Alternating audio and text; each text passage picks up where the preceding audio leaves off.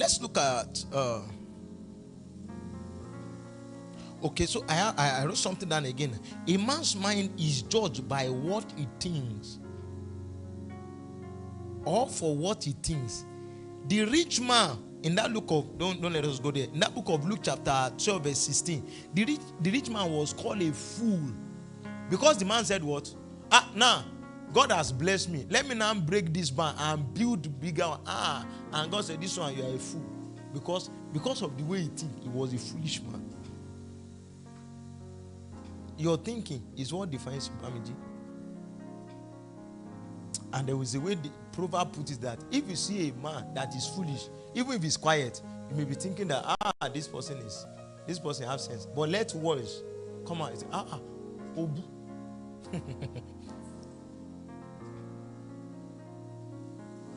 Mind. If you hear people definition of marriage, sir, it's okay. It's okay. Just that it's not that spiritual.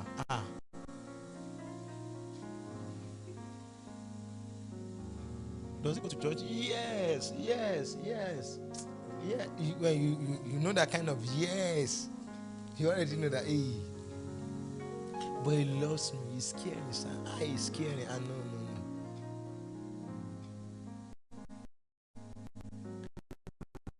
The reason why you even join that is because your mind. There is something that you have defined. So for you to even contemplate that, maybe it will change. It can change because, in fact, I'm trying to talk to him, and I'm seeing little change. It's because of your mind is small. Your mind is shallow.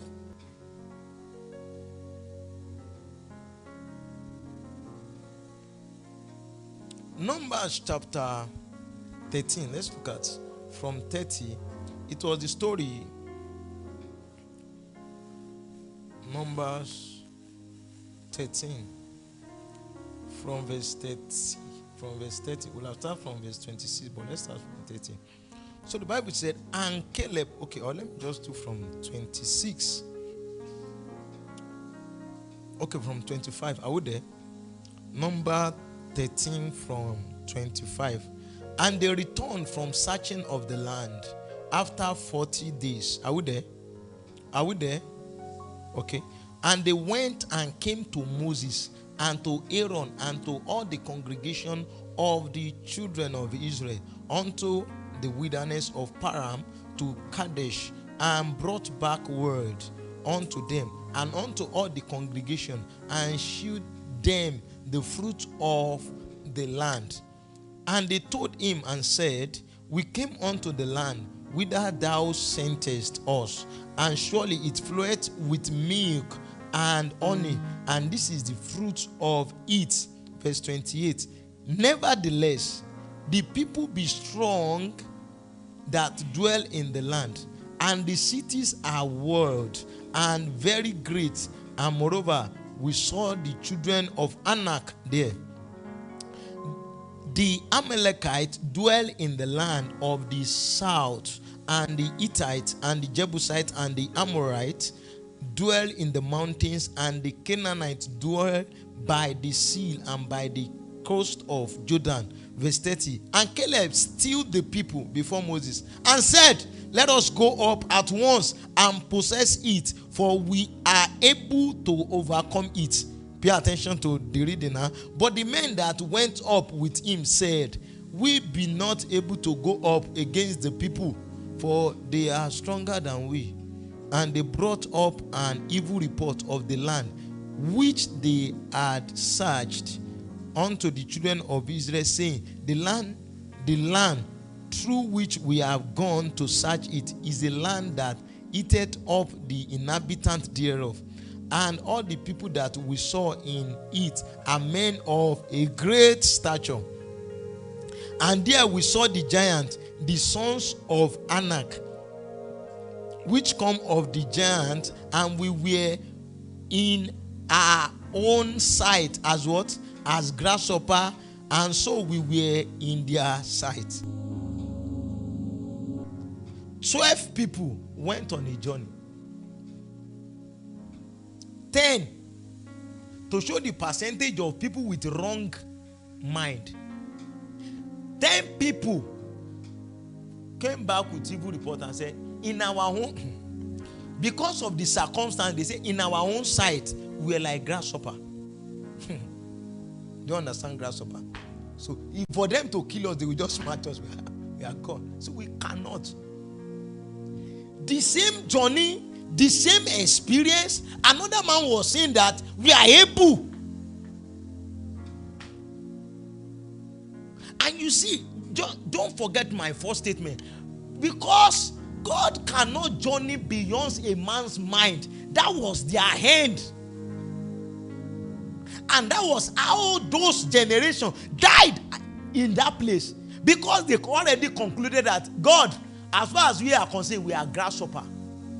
And the thing grieved God. And God said, you see these people, only Caleb and Joshua were able to make it to the Canaan land. Why? Mind. Mind. So 10 people have the same report. I say, I don't know how they come about that thing that we are grasshopper. Maybe it's someone that will raise it and say, when me I see myself, I be like Tete. And say, why you they think I be like grasshopper? They now conclude that we are grasshopper before these people. Meanwhile, there are battles that God have already conquered. See, can I say something? Greatness is not absent of obscurity. Is that despite the obscurity that you are still able to navigate. And I'm saying that what wins first is not your leg. What wins first is your mind. I am able. There are greatness that I've seen, and when I look at where I'm coming from, I look at my foundation, I be like, is it possible? But if God is saying that it's possible, I look away from the foundation, I look away from where I'm coming from, and I look at that greatness. I know it's possible. So my heart's journey, regardless of where I am now, is regardless of my background, where I'm coming from, regardless of that, if my mind can go there, my leg will get there. It's not absence of obscurity. So they look at the giant, they say, more talk reality. You understand those kind of things? Okay, more face reality. This is not possible.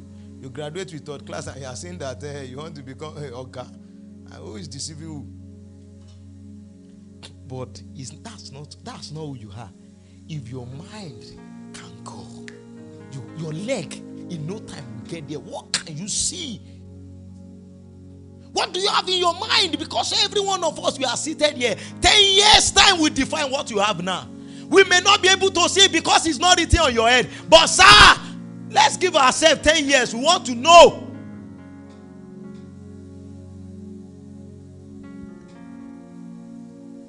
Want to know what is in your heart. There is no mistake. Say, sir, because if your mind has gone there, your leg will automatically get there. But even if we take your leg there, if your mind has not gone there, you will still return back to where your mind is. So they concluded, we are grasshopper. But there was these two guys. They said, what? You know what? We are able. This now brought me to another important place where I will begin to do my teaching now. That the mind can be influenced by two forces.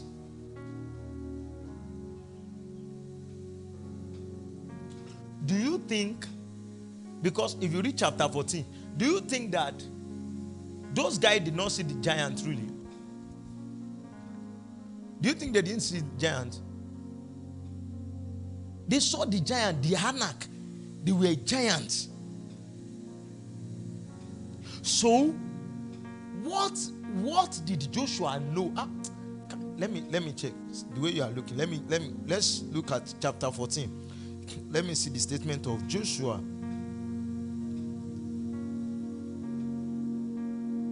Okay.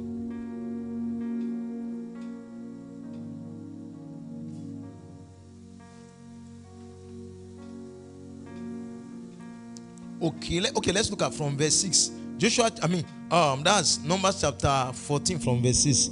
And Joshua the son of Nun and Caleb the son of Jephunneh, which were of them that searched the land, rent their clothes, and they spake unto all the company of the children of Israel, saying, the land which we passed through to search it is an exceeding good land.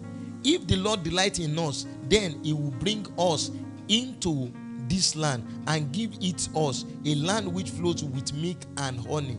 Only rebels not ye against the Lord, neither fear ye the people of the land. For they are bread for us, their defense is departed from them, and the Lord is with us. Fear them not. They saw giants. Kai. Oh, kamanto fikarose fikalamante ya. They saw giants. Two people were saying that this one, they are bread for us. God has given them to us. Another people were saying that we were grasshopper. It's because of there are two forces. You see, this mind itself is not creative. You don't know that you are a product of some forces, sort of. Either from your parent, from your environment, from social media, those are the things that create what we call mindset. Are we there? Am I confusing you? Let me be sure. Are you sure? So there are two forces that influences a man's mind. And we'll look at it and use it to judge these people. What the 10 people were seeing is from the physical. But there was these two guys that said that they were bread to us. Oh God. They were bread to us. Some were seeing grasshopper. Two people can go through the same pains. One is rejoicing, one is weeping. Why? Because one knows that all things work together for my good. The other is in the pains. I've told you how to maximize pain. Every pains have their profit. Only if you can maximize it. Are we there? Let's look at Romans chapter 8 from verse 5.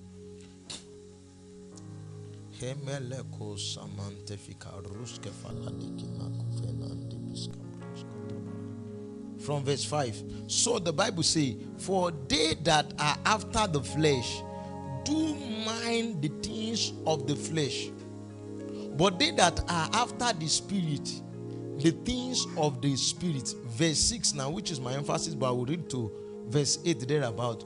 For to be carnally minded is death, but to be spiritually minded is life and peace.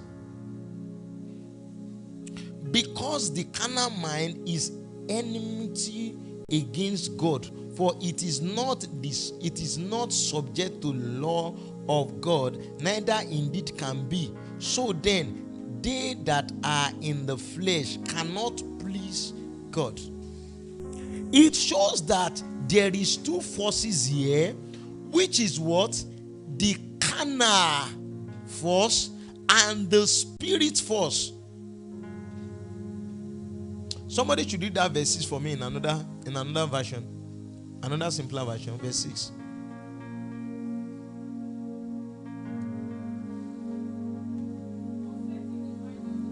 Okay. Yes.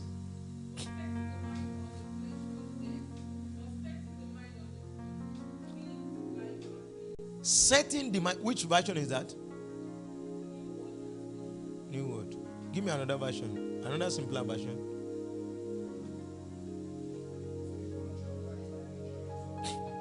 To be controlled by human nature.